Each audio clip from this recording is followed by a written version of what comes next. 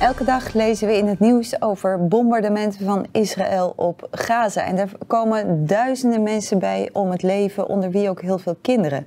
En heel veel organisaties, zoals bijvoorbeeld de Verenigde Naties, veroordelen Israël voor excessief geweld, voor oorlogsmisdaden en voor schending van het internationale recht.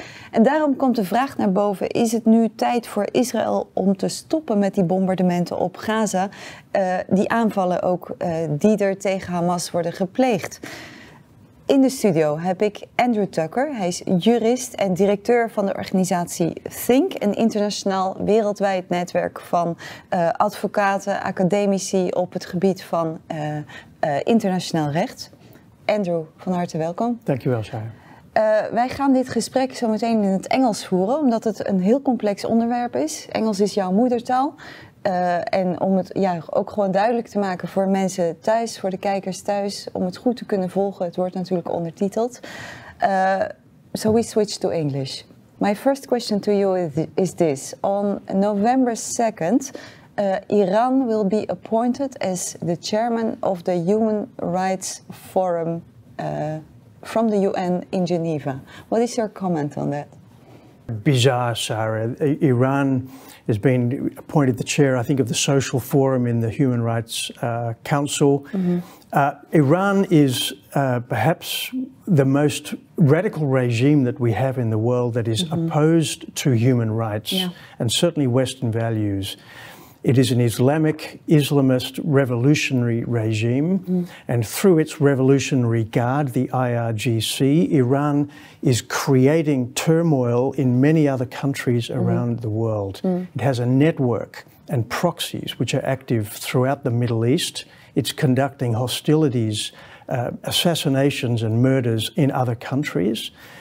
And I think most concerningly, for the topic we're talking about today, Iran is the main sponsor of Hamas. Hamas is a proxy. Hamas is a daughter of the Muslim Brotherhood, a Sunni organization, but is also a proxy of the Shiite Islamist regime in Tehran. So you say they are very much connected. Iran is connected to what's happening in the Gaza Completely Strip right connected. now. We know that they're financing and sponsoring Hamas. They've been doing it for years together with Qatar. Turkey has also been a supporter of Hamas. Hamas has been a regime that has had power in the Gaza Strip. It's not also only in the Gaza Strip, by the way. They're also active in the West Bank and elsewhere.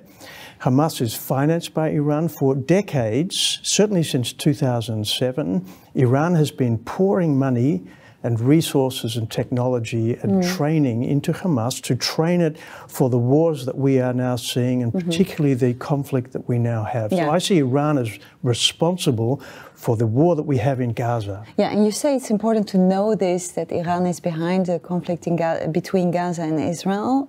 Why is it important to keep that in mind? Because we're seeing in the media a framing of the conflict which I think is totally distorted. We have, it's like the media is now focusing on Israel. What is Israel doing? We see babies being killed in the Gaza Strip, and we draw a conclusion that Israel is ethnically cleansing the people of Gaza. This is not what is happening. There is a war going on.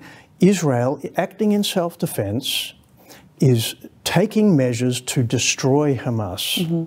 We'll get back to this question of self-defense, but Israel is responding to an aggressive regime, and that is not only Hamas, but it is Hamas that is sent and sponsored, as I say, by these other regimes. So it is a regional conflict.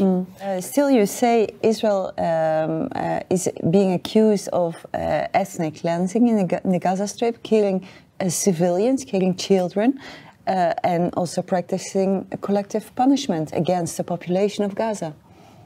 Okay, so let's see, there are hundreds, perhaps thousands of Gazans who are being killed by this operation that Israel has launched since the 7th of October.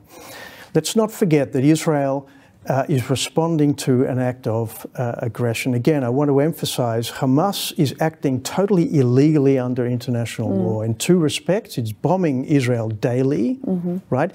Indiscriminately sending missiles into Israeli territory that are killing civilians or threatening to kill civilians. And it is it is using its own citizens as human shields in the Gaza Strip. So we have a terrorist organization that is blatantly disregarding international law and threatening the existence of Israel. I can't emphasize that enough, that this regime, it's not just about the 7th of October, these horrific killings and rapings and murders and beheadings of people, which are indescribable. This is just the tip of the iceberg. It's the little bit that we see of what is a huge iceberg under the water, and that is a group of countries and regimes which are determined to destroy the Jewish state of Israel. So Israel's actions are directed against Hamas and these regimes, not against the people of Gaza. Right, but still, many people, and not the least people, the Secretary General of the UN, very many politicians, media worldwide, they are saying that Israel is attacking Gaza under the banner of self-defense, but does it have the right to do it on such a large scale? So many bombings, so many people who suffer under these bombings. So does Israel have the legal right to do so? Okay, so there are two questions really here. Does Israel have the right to self-defense? And then secondly, what proportion? That's right. And the principle of proportionality applies in both contexts. The right to act in self-defense must be proportional. So Israel's reaction must be proportionate to the threat that is being presented to it. That means Israel, because Hamas is an existential threat, has the right to go into Gaza to take out the operational and strategic military capabilities of Hamas. That's point one. Secondly, once it's in the conflict situation, international law says you have to act within certain guidelines and restraints. Which are? Can you there's mention? necessity, there's distinction and proportionality are the three main principles. So every action, and it depends on each action that Israel takes, must satisfy those requirements, must be necessary. It may not be indiscriminately applied to civilians. You have to target military targets only. Right. And thirdly, the specific targeting must not be cause excessive civilian casualties in comparison to the military goal that is being sought to be achieved. So you can't look at the whole thing and say, well, the fact that 5,000 people have been killed compared with 1,300 Israelis is disproportionate. No, it has nothing to do with the numbers. It has to do with a very reasoned and strict regime. And Israel, for every action, every missile, every soldier that goes into Gazan territory has behind him a series of decisions that are made, including by international lawyers in Israel. So they're assessing every act and making sure that they act within the principle of proportionality, necessity, and distinction. What about international humanitarian law? Because whoever is right, there is 2 million Gazans suffering right now under what's happening, all the constant bombings. Okay, so again, international. The question is who is responsible for the people of Gaza? This is not occupied territory. This is an important point under international law. A lot of people argue it's occupied territory, even illegally occupied. Therefore, Israel is responsible for the people. It's not true. 2005, Israel withdrew from the Gaza Strip. It's civilians and military. Yes. There's not one single Jew in the Gaza Strip since 2005. Yes, there's been a blockade, but that blockade does not constitute occupation. Why is that important to state right now? Because an occupying power is responsible to look after the civilian population. It becomes, in effect, the government of that territory.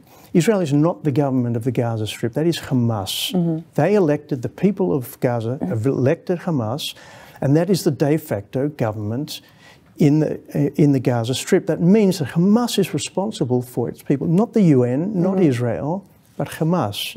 And we've created, Israel through best intentions has been helping the people of Gaza in many ways over the last decades. Electricity, water, infrastructure, technology, all kinds of things. But it's not its legal responsibility. Hamas bears that responsibility. Now, but maybe it's not a legal responsibility, but is it not a responsibility in a humanitarian way? Because you see that the Palestinians are suffering look, so that's what humanitarian law does. It makes sure that Israel's military action, this is a war, Sarah, so in a war situation, yes, you must take care for the civilians, but you're acting against an enemy. So Israel has the right to take out that enemy, provided it doesn't cause excessive civilian. Now, the problem is that Hamas is using its civilians as human shields. It's built tunnels under the Gaza Strip. We believe more than 500 kilometres of tunnels. Whole network. It's a city underneath Gaza. To protect the Hamas terrorists, they're not allowing civilians in there. So the civilians are kept in their houses under which they've put their military installations. To get to those military installations, Israel needs to use force, so aerial force, but also soldiers coming in. And it's a very targeted approach. Now, Israel will definitely make mistakes. There will be actions taken which cause excessive civilian loss of life. That's what happens in a war situation. But the question is, what is the intention of every action? And Israel, as I say, is making sure that every action it takes complies with international humanitarian law. On the other side, because Israel is being attacked, or people say that they are committing war crimes, they are breaching international law. What about Hamas? Yes, as I say, Hamas is breaching fundamentally international humanitarian law, international criminal law on a daily basis. Over 8,000 missiles have been fired into Israel to date, and every day they're being fired. And I think most problematic is its misuse of the civilians in Gaza by using them as human shields. This is a very, very serious war crime. I'll read from an academic recently who wrote that deliberately firing rockets into Israeli civilian areas and placing military assets amid Palestinian civilian populations always represents a perfidious crime of war. Okay, so we're dealing with an entity that has no regard whatsoever for international law, and yet Israel regards itself as being subject to international law. This is an asymmetric conflict. And Hamas is deliberately using this information warfare to create images of Palestinian children being killed in order to place pressure on Israel in the international community. It's a deliberate strategy. So you say that media in Gaza is actually being used as deliberately as a means of war against Israel. It is a known strategy of Hamas and other organizations, and it's a dilemma for Israel. The alternative would be to stop, call a ceasefire, and maybe a humanitarian ceasefire for a period. But the problem is every moment that Israel is not taking action, Hamas is arming itself more to take more proceedings. Yeah, but still, you are saying that Hamas is committing war crimes, but the United Nations have not yet condemned the actions of Hamas. How come? You know, a lot of people have the view that Hamas is a legitimate organization that is seeking to free the people of Gaza from the illegal occupation. Israel is an illegal occupier. Hamas is representing the legitimate interests of the people of Gaza. And I think that view underlines a great number of UN member states. It's a narrative which is being used to undermine Israel.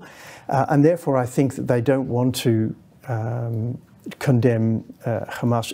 It's completely untrue, because even if, for argument's sake, Hamas were representing the people of Gaza and they have a legitimate right to self-determination and the occupation is illegal, which I don't think it is, even then you don't have the right to use illegitimate force and to contravene international law. Hamas itself is subject to international law.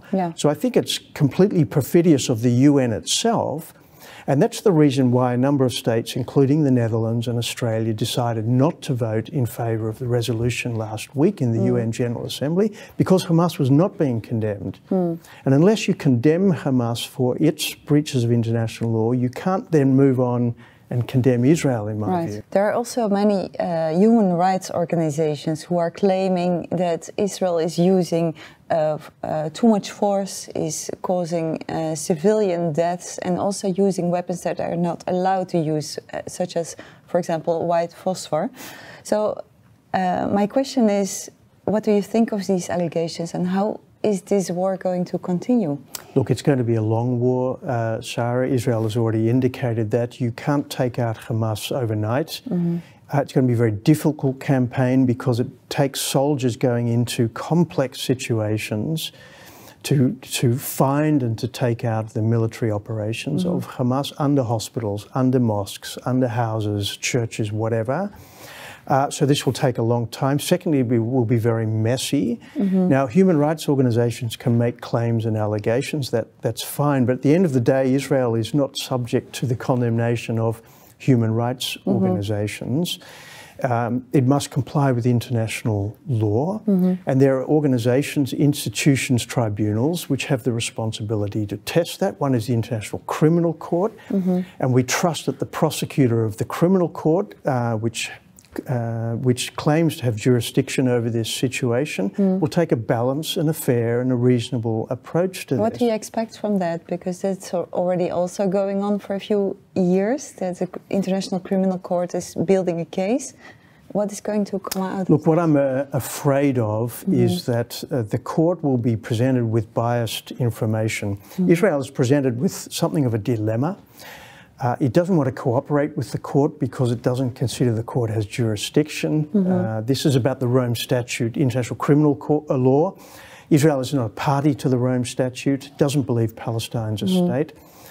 Nevertheless, the court is going to look at these, so Israel will have to ask itself, will it provide information to the court?